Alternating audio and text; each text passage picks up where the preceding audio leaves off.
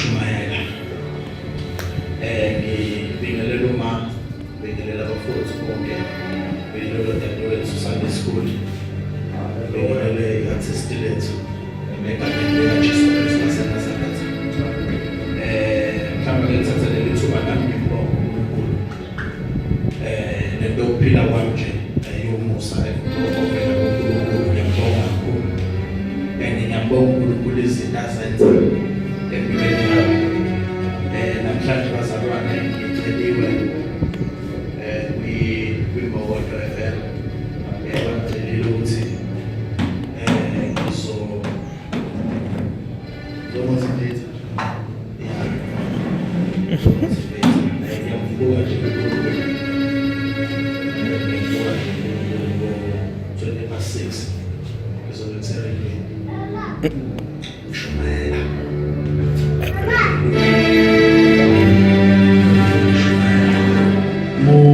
Nankinga ke nami ayivule radio mube nankinga nami ungalela nankinga yabona. Ngiyambonga nje uNkulunkulu bazalwane lento gift njengoba sabantu abasha ngiyafisa singayithatha kancane ngoba angazi ngicabanga ukuthi ngingayithola mhlawumbe sengikhuluma emotweni la ngiphuma khona yikho into ebiveza ukuthi ngake kodwa-ke ngenxa yalento uNkulunkulu ayibeke kithi angazuthi ubungayihlupha nje ngalento ebekwe kuwe, ungathi ubungayihlupha ngoba iyona le kwenza uhlale namakhosi, iyona le empilweni yakho. Ngicela ukuthi weBridgerton ugijime ungene kuJohn chapter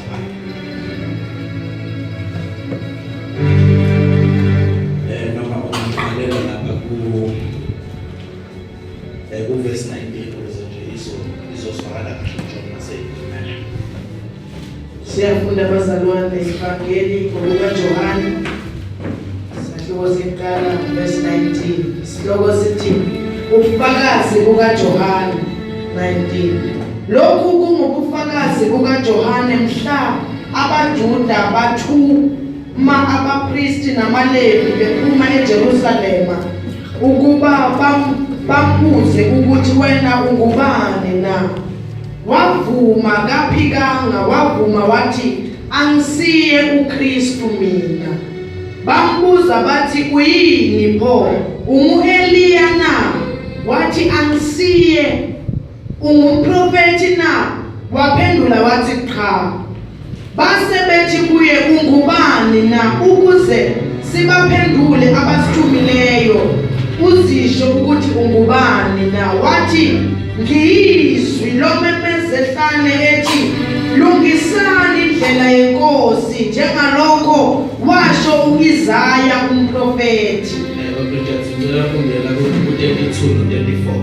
Verse number 32. uJohane wafakaza wathi ngibonile umoya ehla ezulwini njengejuba wahlala phezu kwakhe, nami bengingamazi, kodwa owangithuma ukubhabhatisa ngamanzi wathi kimi lo oyakumbona umoya ehlela phezu kwakhe nguyena obhabhatisa ngomoya ongcwele. Mina ngibonile ngafakaza ukuthi lo uyindodana kaNkulunkulu. Liphilile babewethu live lakho ekseni, lilungele Nkosi kufundisa thina lisicondzise. Lisho njalo Nkosi ukuthi liphefumulelwe nguwe futhi alihambi pheze libuyela kuwe lingawenanga umsebenzi. Khuluma Nkosi ngendlela yakho uyifihle yona kuye sibone wena. Baba wethu onamandla singezwa nalinye izwe liphume kuye kodwa sizwe wena ukhuluma kuye. Baba wethu onamandla lungisa inhliziyo zethu zilungele egameni likaKristu Jesu. Amen. Hallelujah. Bazalwane kukhona i-challenge encane ngiba nayo uma ngikhuluma. Isandla sami sinokuyingenela nje emphakathini. Ngiyabisa abazalwane ngabakhulu ngiyalwa nje nabakhulu yazenzekela. Angifisi ukuba mhlawumbe abazalwane bashone yazenzekela. So ngiyacela nje ukuthi ukhuphi leyo. ake sibuye size la uJohane lo ukuthi kukhona inkinga noma kukhona iwari eyayisekhona ukuthi babengasamqondi ukuthi uJesu yabona yayisikhona manje lento ukwazi ukuthi ubani yena ukuthi kukhona ilevel ekufanele sifike kuyona usicelo le esomkhonza uNkulunkulu baza abantu babe confused ukuthi usawusicelo yini noma usuwuye uMesiya. Okay. Ukuthi uJohane wayesekile level yokuthi ayisiconfuse umuntu lento yakhe. Yabona?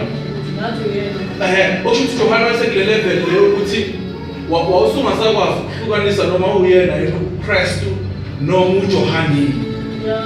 Ukuthi sifanele simkhonze uNkulunkulu ngoba noma kumile nje ndala niyabona inhlonipho, yabona? Yeah. Ukuthi kufanele ngihluphe nami le level. Ukuthi ake ngifike kule level le eyenza abantu bangabe besabona. Ngibabonile mina Bridget abantu befika kule level. Ukuthi bafike kule level la khona bengasakwazi ukuhlukaniseka.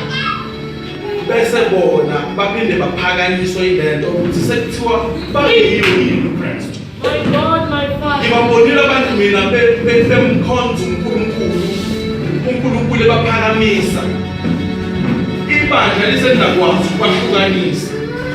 Isenzeka lento namanje. Ukuthi inkinga leyo uma yenzeka manje, laba abamane bayibona ukuthi bawuye. Uthi uJohane asiyena. Asikho isikhathi la kufanele khona udumo. Yonke into eyenzeka empilweni yakho akufanele ubona ngathi uwe. Noma ufakaza ayingaveli lento yakho. Akuvele lo okwenze wazofakaza. Uma ufunda sifiso kade ukhulumela ngobufakazi bethu. This is lenkosi uLazaro waba ubufakazi ukuthi wavuswa. Ukhona lento yokufakaza bese bakhona ilevel lapho usuba ibona wena. Ubufakazi.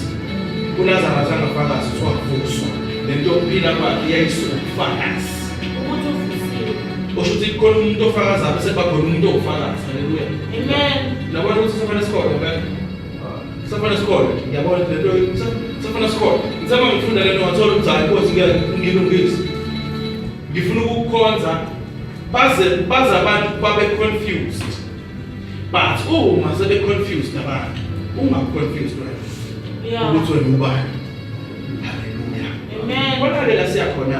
Khona into efuna sibambe la. Uthi uyayikhulumela manje. uJohane uthi ngiyizwi lomemezelo. Ethi kulungisa indlela yenkosi njengalokho washo Isaiah prophet. uJohane lento ama compliments noma lento yalabantu okufuna ukwazi ukuthi ungubani ayimenza kodwa ukuthi uyini. Ngibone abantu beshiya indawo yabo ngenxa yama compliments. Ukuthi ndithiwa imthetho lekhofu incike inkosi sekuyophakama. Yimele manje nalento yakhofu.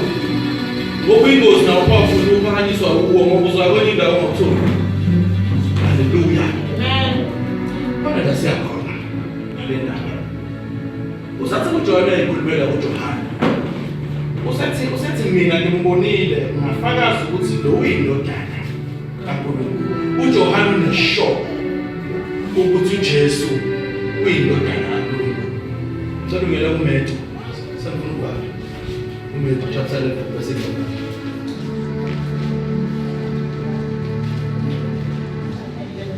Yeah, ngifundele nje uzofundela verse 2 no verse 3. UMeto chapter 11. Incwadi yokuMateyu chapter number 11 verse number 2. Wathi-ke uJohane esentilongweni ezwile ngemsebenzi kaKristu wathumela ngabafundi bakhe wathi kuye, wena unguye ozayo noma sobheka omunye na? Yabona. uJohane simtholile tshela abantu ukuthi asimu Eliya. Yabona? Uyilizwi olomezifana. uJohane uzotshela abantu ukuthi ukhona ozayo. uJohane khona la ifakaze khona ethi ngimbonile ukuthi lo uyindodana kaNkulunkulu. But uJohane usesentilongweni manje. Haleluya. Amen. uJohane usesentilongweni manje. Usethi uJohane usethumela abafundi bakhe. Usethi ophinde verse 2. Verse number 2. Wathi-ke uJohane esentilongweni ezwile ngemisebenzi kaKristu wathumela ngabafundi bakhe. Wathi kuye, wena unguye ozayo noma sobheka komunye na? uJohane usesentilongweni manje. Okusho ukuthi uJohane njengamanje usesesimweni. Wonke umuntu la usentilongweni lakhe. uJohane usethumela abafundi bakhe ukuthi abaye kuJesu beyobuza ukuthi ke ukhona yini omunye ozayo noma uwe. uJohane useyamdoubta uJesu ngoba uJohane usesentilongweni. Okusho ukuthi itilongo lamenza uJohane wadoubta ukuthi uJesu. Ola lonke izinto zikaJohane behamba kahle efakaza ethi ngimbonile lo uyindodana kaNkulunkulu ngoba ubengekho itilongweni. Kunabantu abamphikayo uKristu ukuthi ngamthanda kangaka uNkulunkulu ngafakaza ngaye kangaka kodwa angasebenza. Uma usungasebenzi bese abantu uyaqala uyamdaza uJehova. Ngizokutshela ukuthi usenguye. Amen. Lo uNkulunkulu lo okade umbone uNkulunkulu ungakafiki kulesimo kuso usawuye kulesi simo kuso. Asingashintshi language ngenxa yesimo. My God. Uzazathi uPauli yithi siboshiwe kodwa izwi aliboshiwe. Yeah. Yabona? Osho ukuthi asingakhulumisi driver isimo esikuso. Yabona? Ngibona abazalwane mina bemshiya uJesu bemdoubta ngenxa yesimo, ngenxa yetilongo abakhulu. One of the things that Johann amdoubta uKristu ukuthi uKristu azangaye ayobona uJohane itilongo. Yeah. Okay. Yabona? Yileyo nto ke manje yamenza wabona ukuthi ke shuthi ke njobe engangibheki. Kanti uJohane ukhululiwe kwakulinda ukukhululwa sikhululiwe. Yabona? Imistake ongayenza ile ukuthi umuse esimweni ukhuluma isimo kuso isimo. Uma usehlane musikhuluma ihlane. Webridget ngithola ukuthi abazalwane banalento ukuthi mabesehlane bafuna uNkulunkulu abalungisele ihlane. Bafuna ukukhulekela ukuthi inkosi sinikeza amanzi ehlane. Imistake mangase uNkulunkulu akulungiselele isimo kuso usuke wakhe khale kuso. Kanti wena uyiswa eKenana. Akuthi noma kubheda ungekho right kodwa jajulisa ukudlawisa khona kukhona unju. Yeah. Asithi amanzi noma singawatholi noma imali ingekho kodwa jajuliswa indawo yeswa khona. Ngizothi mina musu umdawutha usekuye. Yabona uKristu lo wakusindisa kwakuthwala. Usekuye mina manje. Yabona isimo leso kusobhekene naso. Usawuye uKristu. Ngizosho njalo ekushela. Yabona anginayo message ezosiqhumisa. Yabona anginayo message enjalo ezosiqhumisa. Ngizothi yabona kukhona lento efike ukuthi uNkulunkulu akade ekwenzela kahle masihlangene kanje. Ebese usuphuma la usubuyela kini noma la uhlala khona.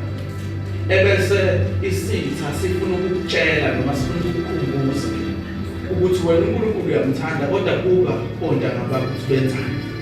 Baphumelela benza izinto wena impilo yakhe imile. Ngibona amajayenti webridget esuka kulelinye ikholwa vele mthanda uNkulunkulu sasikhonza naye. Imthanda la kulelwa ingane uthi amagulu ingane yakhe kwase kuthiwa lento into esizulu kuya ngisikwekwe into esizulu into esizulu siyazi watholakala ukuthi njengoba lengane igula into esizulu lathi ikholwa no ingane vele isindisiwe imini umuntu osindisiwe so kufanele ukuthi ngiyenze le into zakubo. Yabona? Kanti lesi lenkosi uma umoya wombusi usivukela ungayishinda. Yonke into eyenzeka empilweni yakho bathiwa yenzeka enganeni noma odadweni yonke into eyenzeka around you kusuke kufunwa wena ukuthi ushiye indawo yakho. Leyo nto iwudoubta, upressed. Lelithi longokulo ingqondo yakho, ilanguage yakho ingakwenzi ukukhuluma ithi longo. uPaul incwadi eningi ayibhalile uyibhale esenjena. Okusho ukuthi uPaul ubekhululekile eboshiwe. Inkinga ilento yokuthi uboshwe ukhululekile. Yabona? Konke phakathi komuntu oboshiwe kodwa ekhululekile nomuntu okhululekile kodwa eboshiwe. Ubona ngathi uboshiwe, ubona ngelanguage ekhulumayo. Yabona khona umzala nemali masindo sophuma nje. Ngizonshoti. Ngiyazama sophuma ngizonshoti. Ngibhaka pension ngizonshoti. Ngizonshoti. Thatha umzalwane ngale ngathi shutha umbuze nje impilo kuhamba kanjani? Hey siyanceda. Inkinga yethu asifuni ukukhuluma izwi, asifuni ukukhuluma impumelelo. Ebese silinda uNkulunkulu ukuthi akalethe impumelelo uma siyikhuluma impumelelo. Yabona? Mina nje uma sombuza Bridget, mina ngizokwenza into enkulu. Ngizokwenza into enkulu. Mina ngilona ikholwa elisindiswa ukuthi lihlale eshunayo. Nginomsebenzi kufanele ngiwenze uNkulunkulu. Ngisazophinda nje. Yabona? Ngikhonza uNkulunkulu, ngimsebenzele uNkulunkulu. Yabona? So lento okufa nje kude kabi nje ngisazobona ingane zakhe. Yabona? Ngisazophumelela nje kakhulu. Why ngisho lezinto? Ingoba mkhulu lo ngini. Isizwe kodwa ngifuna eqala umbuso. Kwaphezulu. So manje ke lento yokubusa akufanele uNkulunkulu ukubusa ngoba selibusa. Awukho kuna. Inkinga yethu thina silindele ukubona umbuso uma sikhuluma ngombuso. Kanti lento ukuthi ukhonza umbusi kufanele ikwenze wena ubone ukuthi uyabusa. Amazi. Lento ukuthi ukhonza umbusi kufanele ibe enough ikwenze wena ubusa. Asibusi ngoba kukho nombuso. Abamazi. Manje mina ngiyabusa. Yabusa nje mina ngiphilela kahle. Angina stress nje ngizokuphuphala futhi. Basi. Yabona? Right uNkulunkulu ngiphethe kahle. Yabona? Uyangigeza nje uJesu. Yabona? Ngoba sengiyaqonda ukuthi yonke inkinga ezakini kufanele vele isikini ngoba noKristu izwa lemazanga. Angexpectile mina ukuthandwa yizwe. Angikhuluma according to isimo impilo yami kuso ngikhuluma ukuthi uthengile. Abantu uNkulunkulu bengasisiza singayishintsha language noma kuthiwa isimo sakho sinjani musu kushintsha language. Yabona? Ungashintsha language. Ungashintsha language. uJohn washintsha language wadatha uKristu ngoba esesentilo wathi kuyobuza ukuthi ukhona yini osayo. Ngizokutshela ukuthi kusawuye. uNkulunkulu uthanda kakhulu. Uthanda kakhulu. Alenze ukuthi lokudatha uJehova. Sonke lesikhathi sosihlele umasebenzi uNkulunkulu uzokhokhela. Yabona? Kwenzela ukuthi mhla usumile la ukwazi ukukhuluma nabantu abakusebenza. Yabona? Ngoba ayikho into ozositshela ungayazi lento, ungakazi experience. Yabona? Uma ngabe udlule endlaleni kwenzela ukuthi mhla wena usurathi uzwele makukhona umuntu olapha. Yabona? Ya. Kunesikhathi empilweni nami ngantongcele, kunesikhathi empilweni nami la khona engangenazo khona ingubo. Uthanda Christ. Kodwa ngibonza ngiyadonsa kanzima, kodwa ngibonza ngiyithanda. Kodwa ngidonsa. Ayamthatha incebo. Yangibingu. Ngaqoqa ngamhlanganisa umuntu. Kumele lokho ngikwenze ngoba ngiyabona kwenziwa kimi. Yabona? Ya, kumele lokho ngikwenze. Yabona? So manje ke musukhala engazi ukuthi unahliwe awushiyiwe. Yabona lento ukuthi angazi. Lento ukuthi ubona ngazi ukuthi ukhathazwa ukubona izinto angasazenzeki. Izinto ezikhuluma ngazo kuyimbokodo zikhuluma ngale nto okwenza. Sina sabazalwane sinayo lento yokukhuleka bese singenzi. Khona uNkulunkulu izinto angekazenze empilweni yakho ngoba wena uyakwazi ukuzenza.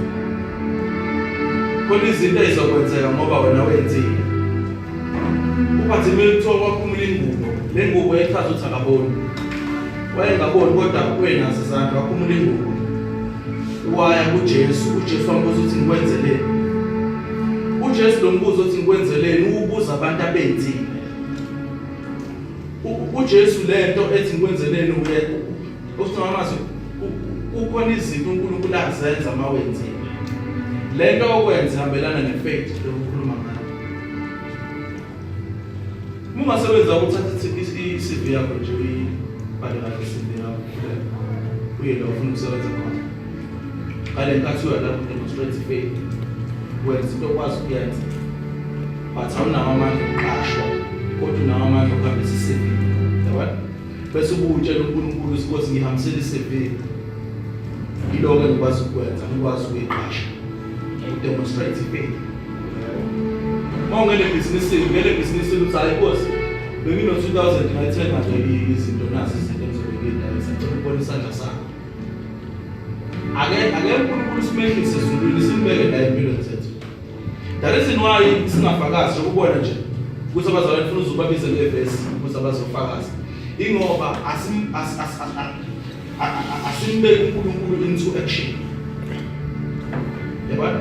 Thina sifike sithandaze bese silinde ukuthi uNkulunkulu uzosenzela izinto. Kanti kunezwi elithi namandla okwenza konke. Yabona ukuthi sasala umsebenzi okwenza. Uma ungakwenzi konke awusibona isandla. Awusubuya kuzena uzofakaza. Ngoba usalindele ukubona amandla. Kanti lento yokuphila ingamandla. Yabona? Bona abantu abalindele ukuthi bathenge imoto kuma bese bathi angimbonile. Ngikho ngakini uzongafika kodwa bazobasoma sebesemshado sebephakanyisiwe hayi ngikho ngakini ngihamba yakho hayi uzongaphakanyiswa uzuzela yabona ya ndumiso ngoNkulunkulu la ukhona uzothola ngenkulu inhlonipho yasiphala besiyathandaza Amen. Ela Jesu Kristu sabazamethe. UNkulunkulu namandla onke. Siyabonga Nkosi ukuthi wena uzosinikeza isiqiniseko sokuthi usenguye. Noma ngathiwa sikhona. Kodwa sibonga ukuthi uzosiqinisa ukuthi usenguye. Egameni likaJesu Kristu. Baba nawe abantwana bakho badele konke bese kuwe. Babusisi ngenelela Nkosi empilweni zabo.